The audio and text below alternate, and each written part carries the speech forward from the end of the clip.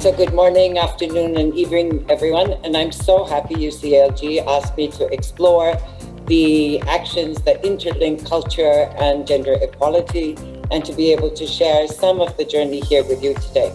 But first, I'd like to just say two things. One is that there is no future that is sustainable unless there are sustainable cities in which more than half the world's population already lives, and more than 2/3 will by 2050.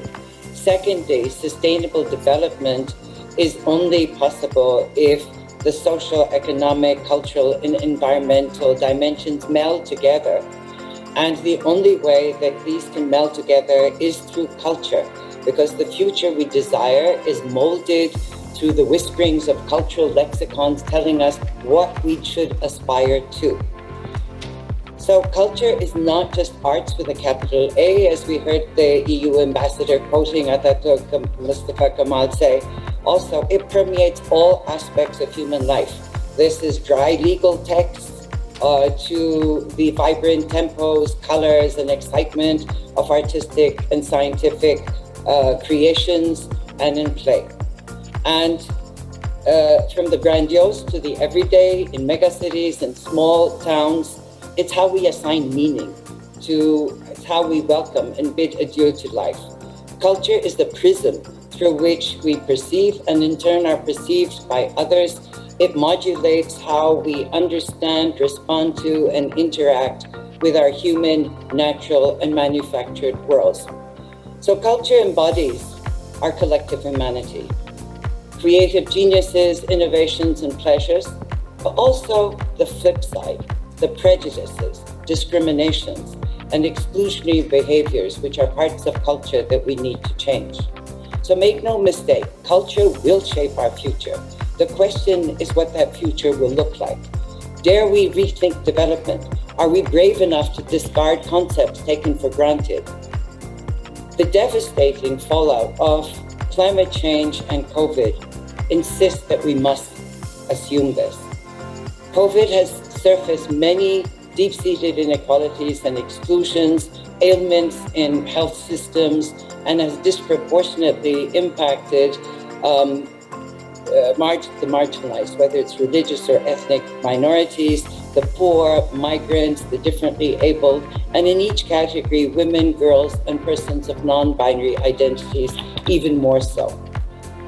Existing gender constructs means the pandemic has exacerbated gender inequalities. Domestic violence spiraled, work multiplied, care work multiplied as women took care of the ill. Many never returned to paid jobs. The digital gender gaps means fewer women and girls could access resources, including cultural and others, online. Worldwide, therefore, the women are rejecting a return to the pre-pandemic so-called normality, and UCLG leaders call upon local governments to adopt, I quote, a system change approach to address pre-existing issues. With respect to actions combining culture and gender equality, I think we have to remember three things. One, gender is deeply entrenched in every culture because there are only three incontrovertible facts of life that everyone has to address. One is the fact of life, second is the fact of death, and third is the existence of sexes. So all societies construct gender systems that define roles, responsibility, and rights of women and girls, men and boys, and rewards for obedience and penalties for rebellion. And this is also applied to non-binary identities.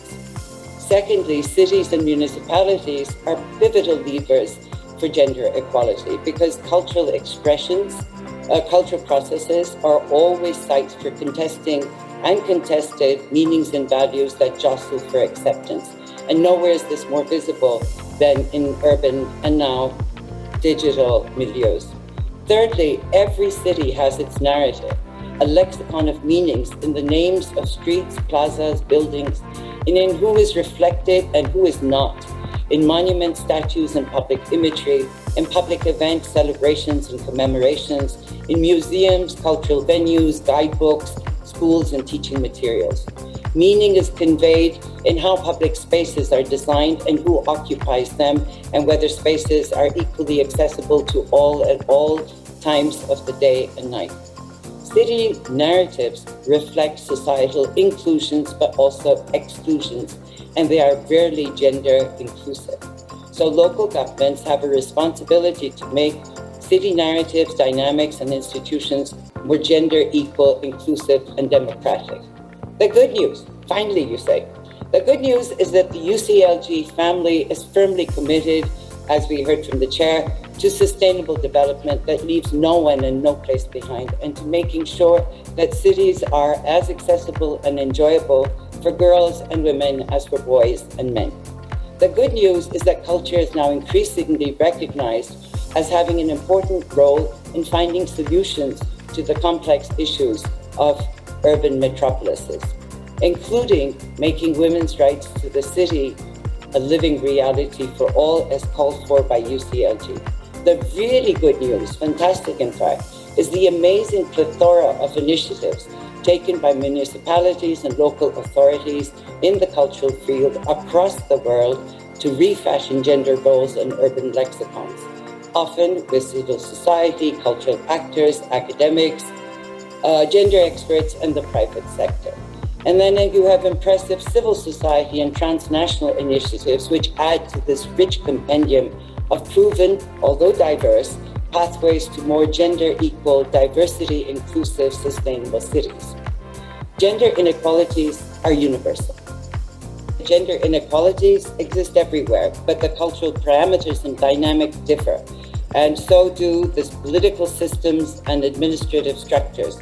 So authorities can and should select and adapt what works best for them in their own context. And there's a host of reasons for adopting cultural interventions for constructing more gender equal democratic landscapes. For one thing, increasing women in administration, decision-making, and economic planning may not suffice as to overturn gender norms, as pointed out, for instance, by Beit Jala in Palestine. For another, cultural interventions and the gender lens have economic and other dividends. The World Health Organization, for example, confirms that cultural actions improve health. They reach the marginalized, reinforce resilience, catalyze new thinking, and help groups such as women survivors of violence, young mothers, the differently abled, abandoned children, communities living in extreme poverty, and migrants. They reduce municipal health costs, but remain an undertapped resource. I can't possibly share, unfortunately, all the multiple wonderful actions taken. Let me just say the range. So these range from teaching children new gender roles in school and play, to promoting new narratives in museums, city tours, promotional materials, and creative engagements. From rethinking masculinity in radio programs, performances, and new bedtime stories, to revamping iconic cultural events. From encouraging and supporting women's engagement and self-expression in community centers, performances, exhibitions, festivals, and neighborhood activities, to making public spaces and events more comfortable and safer for women and others, and encouraging more gender equitable use of public spaces by reserving times, giving women priority, and arranging childcare. Women's contributions to cities and territories are being made visible by new visual imagery and renaming of streets and public venues. Women's creativity, perspectives, voices, and struggles are being promoted and projected by libraries and museums collecting feminist writings, materials on and images of women's movement to share in special events and also schools. By adopting general equality yardsticks for competitions and events, or making these women exclusive. Populating public narratives with female and non-binary perspectives through cartoon competitions and the refashioning of traditional folktales, for example. Many independent libraries and museums are also revamping gender notions, transforming narratives, and stimulating feminist thinking. Municipalities, there are some municipalities who have been brave enough to comprehensively restructure and revamp the entire city landscape and cultural lexicon. These include Izmir itself, and in no particular order, There's Montevideo, there's Buenos Aires, Barcelona, Umeå in Sweden, Lyon, Paris, Mexico City. And those taking multiple actions include Taipei, Reggio Emilia in Italy, Malmo, Dublin, and Vaudreuil-Dorion in Canada. Terrassa in Spain and the Seychelles have new ambitious cultural gender equality programs. Where transversal change is not yet on the agenda, cities are using cultural interventions to leverage incremental changes, such as in Jeonju, in Xi'an, and Konya. There are many, many more, I'm sure, but my limited time and language skills did not allow me to access. Some actions focus on particular issues. So addressing violence, gender-based violence, 58 city municipalities of Pueblo, Mexico launched a cultural development program, making gender equality a central plank. Bogota has a district board for the cultural transformation of machismo. Others aim to ensure the inclusion of particular groups of residents such as migrants, ethnic, religious minorities, those living with disabilities, and the LGBTQI, etc. communities. And municipal actions are complemented by those of others. There's the Durban-based Empath Theatre's new form of co-created theater, which promotes reflexive thinking, empathy, and discussions around issues of public concern. Their play on migrant women engaged local authorities and others in KwaZulu-Natal province for 3 years. Cape Town's Magnet Theatre is changing fatherhood notions through baby theatre. And the Women of the World, WOW, uses the power of arts and culture to create dialogue, to challenge and overturn gender inequality attitudes. Territorio Latinoamericano, the International Union of Cinemas, Gayeye film festivals, and UNESCO-supported initiatives are promoting women's voices and perspectives and analysis in film, music, and other art forms. But it's not easy to refashion deeply ingrained notions of gender, and challenges abound.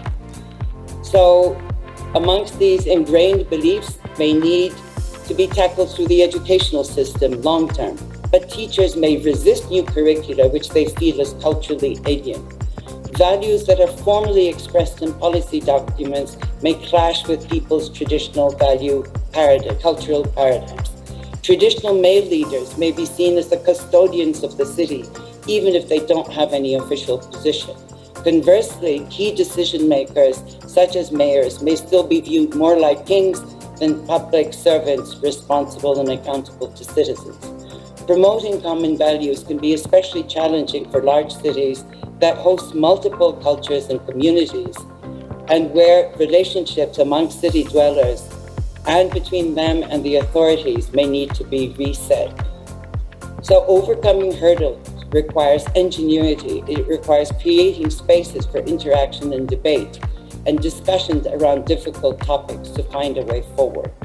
A common challenge is government structures, where sector-wise vertical operations are ill-suited to address gender that cuts across all sectors and areas.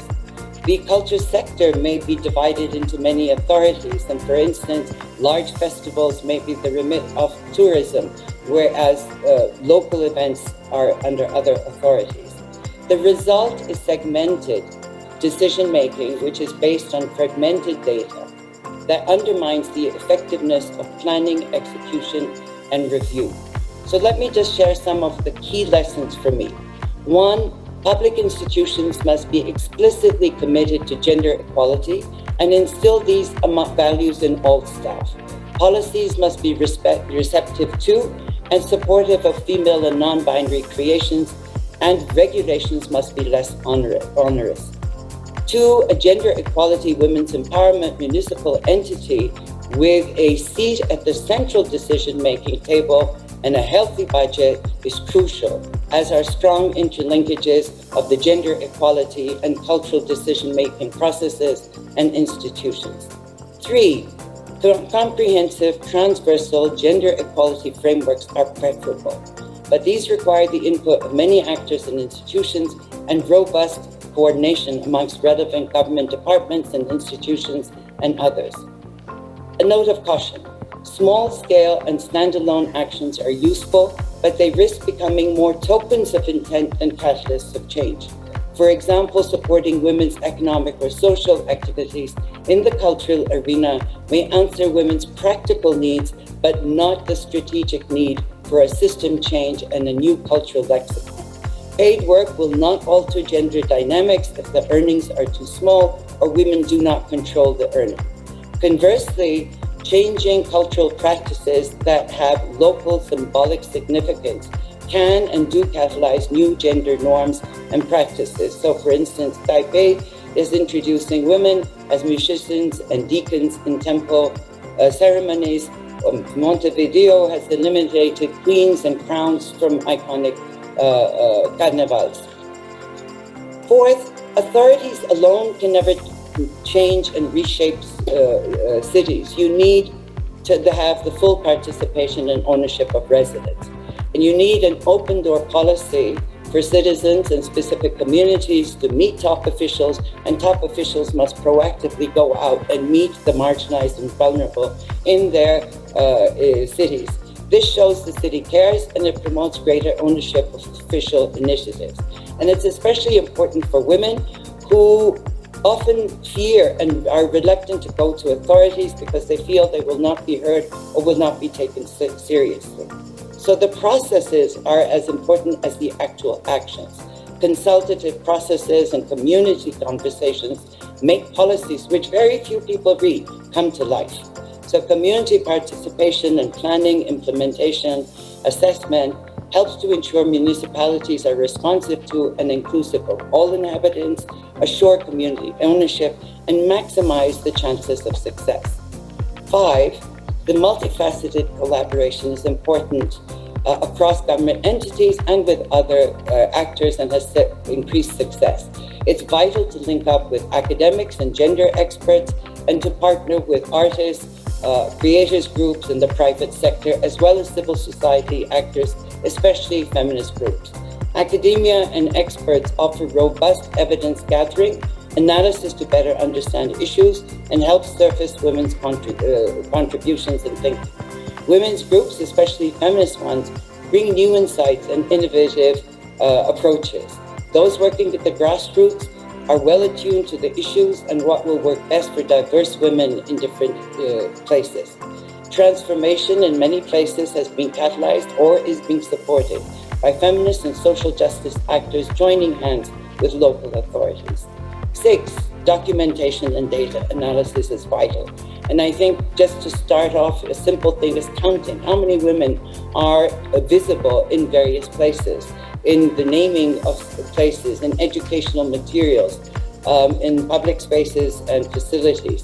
Documentation and research together help formulate effective new narratives and initiatives that work. Finally, I think it's imperative to acknowledge, and this is maybe not so much visible yet, and to address the disparities of gender and other factors in digital connectivity that the young today consider a lifeline, and that is creating constantly every day new forms of cultural expressions.